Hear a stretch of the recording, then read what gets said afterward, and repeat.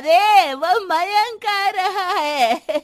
अब तो अमेरिका जा रही हूँ राधा मैं। बहन का इकलौता बेटा अमेरिका में रहता था। एक दिन राधा बहन का किराएदार कहता है, अरे माँ जी अकेली बैठी रहती हैं, बेटे के पास क्यों नहीं चली जाती? अरे कैसे चली जाऊं, नई नई शादी हुई है। अभी तो थोड़ा बहू के साथ समय बिताएगा, तभी तो दोनों के बीच समझ बढ़ेगी ना। अरे कैसी बात कर रही हैं माँ जी, समझ बढ़ाने के लिए 5 साल काफी होते हैं। 5 साल की शादी को कोई नई शादी नहीं कहता। हाँ वो तो है। आया था पिछले साल उसका फोन, पूछ रहा था कैसी हो, पर अब तो काफी साल हो गए, कोई फोन भी नहीं आता। तभी फोन की बेल बजती है। लो 100 साल की उम्र है, आ गया मेरे मयंक का फोन। अच्छा कैसे पता कि ये फोन उसी का है? अरे कैसे पता नहीं चलेगा, माँ हूँ मैं। अरे रहने दो माँ जी, 1 साल से जिसका फोन नहीं आएगा वो अब क्या करेगा? होता भी वही है, फोन पर मयंक है। कैसी हो माँ? अरे बेटा, तेरी आवाज सुन ली, अब तो मौत भी क्यों ना आ जाए, बहुत याद आती है बेटा। माँ मैं वो ऑफिस में था।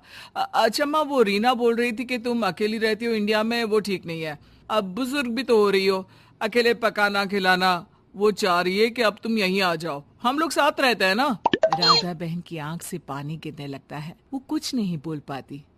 माँ हेलो, सुन रही हो ना माँ? हाँ बेटा, तेरे साथ रहूंगी, सुबह शाम तुझे देखूंगी, और क्या जीवन में है तेरे पापा के जाने के बाद।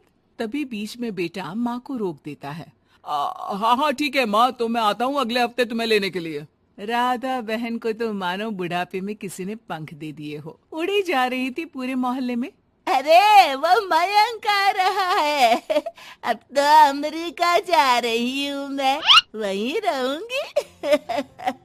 अच्छा है मौसी, आपका जीवन देखकर तो मुझे भी रोना आ जाता था। कोई बात नहीं मौसी, देर से ही सही सब अच्छा होने वाला है अब। राधा बहन दौड़ दौड़ कर सामान ला रही थी। अरे इतना सामान तो 2 साल में भी कभी नहीं खरीदा जो 2 दिन में लिए जा रही हो मौसी। अरे बेटा आ रहा है ना अमेरिका से। अच्छा अच्छा, तो पकवान बनाने की तैयारी चल रही है? हाँ बिल्कुल, उसको बेसन के लड्डू बहुत पसंद है। रात भर भूनना तलना ये सब प्रोग्राम चलता रहता है राधा बहन के घर में। और फिर वो दिन भी आ जाता है जब बेटा घर आता है। कौन?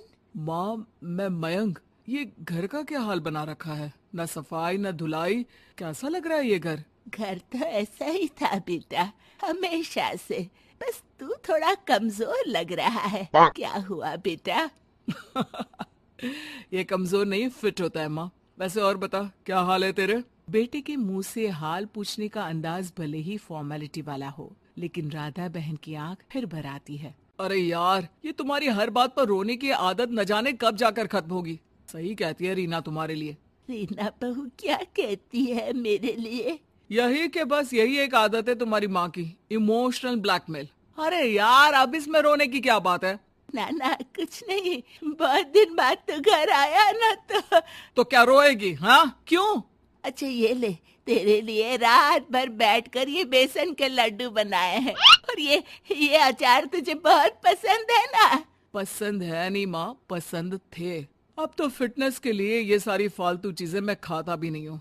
ये फालतू चीजें खाकर ही तो तू बड़ा हुआ है बेटा। अब रहने दे माँ, क्या क्या खिलाकर बड़ा किया है, मुंह मत खुलवा। कौन देशी घी में शक्कर डालकर पराठे के साथ खाता है? वो तो तुझे पसंद थे ना बेटा, तभी तो बनाती थी, नहीं बनाती थी तो रोता था तू। अरे तो रोने देती ना माँ, अब सारी समस्या उसी खाने से है शरीर में। वो तो भला हो रीना का, जो हेल्दी डाइट देकर सब मेंटेन कर रही है। राधा बहन बेटे की आने की खुशी में इतनी दीवानी थी कि उसे बेटे के बात का अंदाज और लहजा समझ में नहीं आ रहा था। अच्छा अच्छा रुक, पालक वाली दाल बना देती हूँ। रहने दे माँ, मैं होटल से ऑर्डर कर देता हूँ। इतने साल बाद होटल का खाना, माँ के खाने की याद नहीं आती थी। अरे माँ फिर इमोशनल डायलॉग, प्लीज माँ। अच्छा सुन, बहुत कम वक्त है हम लोगों के पास, जल्दी जल्दी सारी पैकिंग कर ले। और हाँ, इस घर को बेचना होगा। कैसी बात कर रहा है? तेरे पापा और मैंने एक एक पाई जोड़कर इस मकान को बनाया था। हाँ पर तू जा रही है ना, फिर कौन मेंटेन करेगा? कैसे क्या होगा माँ? मैं तो अब इंडिया आऊंगा भी नहीं। बेटा तो सो जाता है, लेकिन माँ घर का एक एक कोना घूम घूम कर देखती है। सही बात है, क्यों मोह माया जोड़ रही हूँ मैं इस घर से? आखिर बेटे के साथ रहना ही तो होता है हर माँ बाप को, लेकिन इनकी यादें हर एक कोने में है। खैर, औने पौने दामों में घर को बेच बेटा और माँ एयरपोर्ट के लिए रवाना हो जाते हैं। माँ यहीं बैठ, मैं अभी आया। नहीं नहीं बेटा, मैं साथ रहूंगी, पहली दफा आ रही हूँ ना। अरे माँ, टिकट, बोर्डिंग, सामान, चेक इन, 10 काम है, करके आ रहा हूँ ना। ठीक है, जल्दी आ जाना, यहाँ घबराहट होती रहेगी।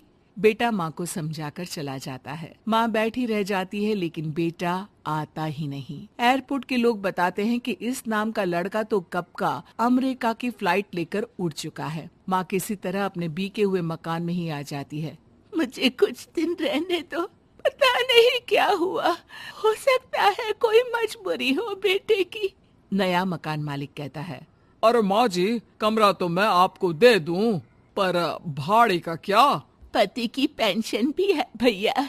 ठीक है, आप आराम से रहिए, लेकिन एक बात बताइए, आप किसी रिश्तेदार के घर क्यों नहीं चली जाती? अरे कैसी बात कर रहे हैं आप? मेरा बेटा कभी भी आ सकता है। अगर मैं उसे यहाँ नहीं मिली वीडियो पसंद आए तो लाइक करें, चैनल को सब्सक्राइब करें और अपना प्यारा सा कमेंट जरूर लिखें।